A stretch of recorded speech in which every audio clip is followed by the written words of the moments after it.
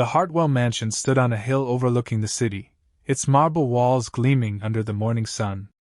To the outside world, it looked like a dream, a palace owned by billionaire businessman Richard Hartwell, one of the wealthiest men in the country. Every luxury imaginable filled the estate, from priceless artwork to a private theater and an Olympic-sized swimming pool. Yet behind those grand walls lived a girl everyone whispered about for the wrong reasons.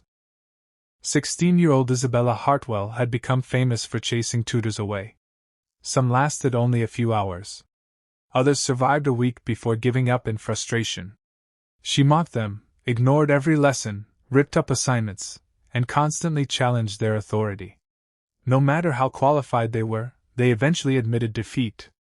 Richard spared no expense. He hired professors from top universities, award-winning teachers, child psychologists, and education specialists. Every one of them promised results. Every one of them failed. The newspapers called Isabella the billionaire's impossible daughter. Richard hated that headline because deep inside, he knew his daughter wasn't impossible. She was hurting.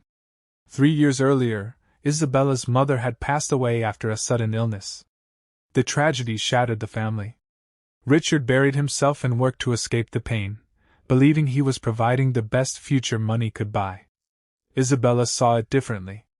To her, her father had disappeared the same day her mother did.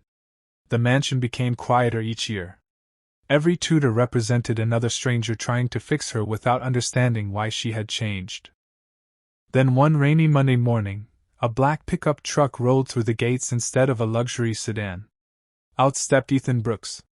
He wore simple jeans, work boots, and carried only a worn leather backpack. Beside him walked his cheerful 8-year-old son, Noah, who smiled at everyone he met. Richard frowned. "This doesn't look like the man I hired," he muttered. But it was. Ethan had excellent recommendations, though surprisingly few details about his past. Only after Richard looked deeper did he discover the truth. Before becoming a teacher, Ethan had served as a Navy SEAL. Years of dangerous missions had taught him discipline, patience, leadership, and most importantly, how to stay calm under pressure. After leaving the military, he chose a quieter life to raise his son following the death of his wife. He wasn't looking for another battle. He was looking for purpose. When Ethan entered Isabella's study, she didn't even look up from her phone. "So you're tutor number 24? She asked sarcastically. "I suppose I am," Ethan replied with a smile. "You'll quit by Friday." "We'll see." She rolled her eyes. "This usually scares people." Without warning, she swept every textbook off the desk. Books crashed across the hardwood floor. The room fell silent. Most tutors would have yelled. Some would have walked out immediately. Ethan simply knelt down, picked up each book one by one, stacked them neatly, and returned them to the table. No anger. No lecture. No threats. Isabella looked confused. "Aren't you going to yell?" "No." "Why not?" "Because I don't think that's what this is really about." She crossed her arms. "What do you mean?" Ethan looked directly into her eyes. "What are you really fighting?" For the first time in years, Isabella couldn't think of a sarcastic answer. She looked away. The silence lasted several seconds. Finally she muttered, "Lesson's over." Ethan nodded. "See you tomorrow?" He left without another word. For reasons she couldn't explain, Isabella spent the rest of the day thinking about that single question. What are you really fighting? Nobody had ever asked her that before. Not her father. Not her therapists. Not the tutors. Not anyone. The next day Ethan returned. And the day after that. Instead of forcing Isabella through endless worksheets, he changed the lessons completely. He challenged her to solve survival puzzles. He taught navigation using maps instead of apps. He built teamwork exercises. He asked her to think instead of memorize. When she complained, he listened. When she failed, he encouraged her. When she succeeded, he never exaggerated the praise. Little by little, her walls began to crack. One afternoon, Noah joined them outside while Ethan prepared a simple challenge.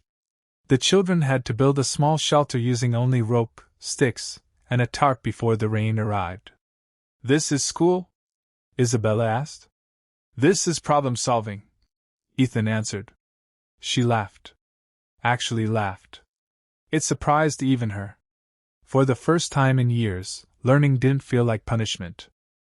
It felt like adventure. Over the following weeks, Noah and Isabella became unlikely friends. He didn't care that she was rich. He didn't know about the headlines. He simply treated her like an older sister. That simple kindness touched a place inside Isabella that had been empty for years. Richard watched everything from a distance. He noticed his daughter smiling during dinner. He noticed completed homework. He noticed music playing from her room instead of angry shouting. Most importantly, he noticed her talking again. Not just answering questions. Actually talking. One evening Richard thanked Ethan privately. "I've spent millions trying to help her." Ethan smiled gently. "You weren't buying the wrong teachers. You were looking for the wrong solution." Richard looked puzzled. She didn't need someone to control her. She needed someone willing to understand why she stopped trusting people. Those words stayed with Richard long after the conversation ended. The biggest change came one quiet afternoon when Isabella finally opened up. They were sitting beside a small campfire Ethan had built during one of their outdoor lessons. She stared into the flames. "I blamed my dad," she whispered. Ethan didn't interrupt. "I thought when Mom died, he chose work over me." Tears slowly filled her eyes. "I kept pushing everyone away because if nobody got close, nobody could leave me again." Ethan nodded softly. "That makes sense." She looked surprised. "You don't think I'm broken?" "No. I think you've been carrying pain by yourself for too long." For the first time since her mother's funeral, Isabella cried openly. Not because she felt weak. Because she finally felt safe. That evening she walked into her father's office. Richard looked up from his computer, shocked to see her standing there. "Can we talk?" He immediately closed the laptop. For hours they spoke honestly. They cried. They apologized. Neither had realized how lonely the other had been. It wasn't a perfect ending. Healing rarely is. But it was a beginning. Months later, Isabella's grades improved dramatically. She joined community projects, discovered a love for engineering, and even started mentoring younger students struggling with grief. People across the city couldn't believe the transformation. Journalists wanted interviews. Parents wanted Ethan to tutor their children. When asked how he had succeeded where 23 tutors had failed, Ethan simply smiled.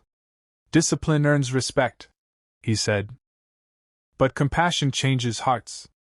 Richard stood nearby listening. He realized that despite building billion-dollar companies, the greatest investment he had ever made wasn't hiring another expert. It was giving his daughter someone who saw beyond the anger, beyond the headlines, and beyond the fortune. Someone who reminded her that the strongest people aren't those who never break. They're the ones who help others heal. And from that day forward, the Hartwell mansion was no longer remembered as the home of the billionaire's impossible daughter. It became the place where one patient father, one courageous little boy, and one former SEAL proved that understanding can accomplish what money never could. Months passed, and the transformation in Isabella Hartwell amazed everyone who knew her. The girl once feared by every tutor now arrived early for lessons, carried notebooks filled with ideas, and greeted people with a smile that had been absent for years. Her teachers at school couldn't believe the change. The student who had refused to participate now volunteered to lead projects and even helped classmates who struggled with their assignments. Richard Hartwell watched these changes with gratitude, but he also knew that rebuilding a relationship with his daughter would take time. Instead of hiding in his office, he began making small but meaningful changes. He canceled late-night business meetings, joined Isabella for breakfast every morning, and spent weekends with her and Ethan's son, Noah. They went hiking, played board games, and even learned basic camping skills from Ethan. For the first time since his wife's passing, laughter echoed through the Hartwell mansion. One afternoon, Richard announced that his company would sponsor educational programs for children who couldn't afford quality tutoring. Reporters praised the generous donation, but Richard admitted during the press conference that the idea had come from Ethan. "I've spent years believing success could solve every problem," Richard said. "Now I understand that the greatest gift we can give a child is someone who listens." The speech quickly spread online, inspiring thousands of parents. Meanwhile, Ethan was offered a fortune to become the personal mentor of several wealthy families. Every offer promised luxury homes, private travel, and salaries beyond imagination. To everyone's surprise, he politely declined most of them. "My mission isn't to teach only the rich," he explained. "Every child deserves someone who believes in them." Instead, he opened a small learning center where children from every background studied together. Isabella volunteered there every Saturday. She recognized the same fear and frustration she once carried in many of the students. Rather than judging them, she encouraged them patiently, proving how far she had come. One evening, a shy young girl refused to solve a simple math problem and angrily pushed her books onto the floor. The room became silent as everyone looked toward Isabella. Instead of becoming upset, she smiled. She quietly picked up every book, placed them neatly on the desk, and gently asked, "What are you really fighting?" The little girl burst into tears and admitted she was afraid of disappointing her family. Ethan watched from across the room with quiet pride. Isabella had not only learned his lesson, she had become someone capable of passing it on. As the sun set outside the learning center, Richard realized the impossible had truly happened. His daughter hadn't been changed by strict rules, expensive tutors, or endless punishments. She had been changed by patience, trust, and genuine compassion. From that day forward, whenever people asked how the billionaire's daughter became such an inspiring young woman, Richard gave the same answer. "One former SEAL taught her how to believe in herself." And Isabella would always add with a grateful smile, "He didn't save my grades. He saved my future."